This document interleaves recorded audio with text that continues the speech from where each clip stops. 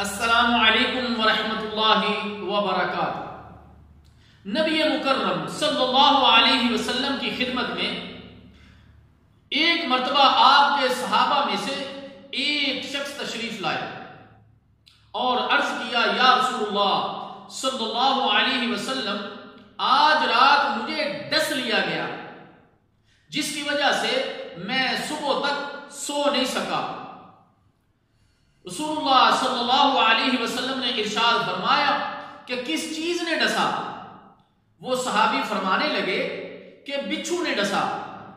رسول اللہ صلی اللہ علیہ وسلم نے فرمایا، اگر تم شام کے وقت یہ کلمات اعوذ بکلمات اللہ التامات من شر ما خلق، ترجمہ اس کا یہ ہے کہ میں اللہ کے تمام کلمات کی پناہ مانگتا ہوں اس چیز کے شر سے جو اس نے پیدا کی، تو رسول اللہ صلی اللہ علیہ وسلم فرماتے ہیں کہ اگر ان کلمات کو تم شام کے وقت پڑھ لیتے تو اللہ کے حکم سے تمہیں کوئی تکلیف نہ پہنچاتا۔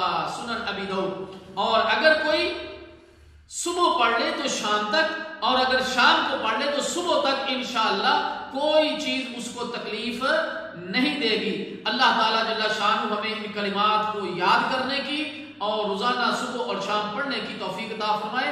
والسلام علیکم ورحمۃ اللہ وبرکاتہ۔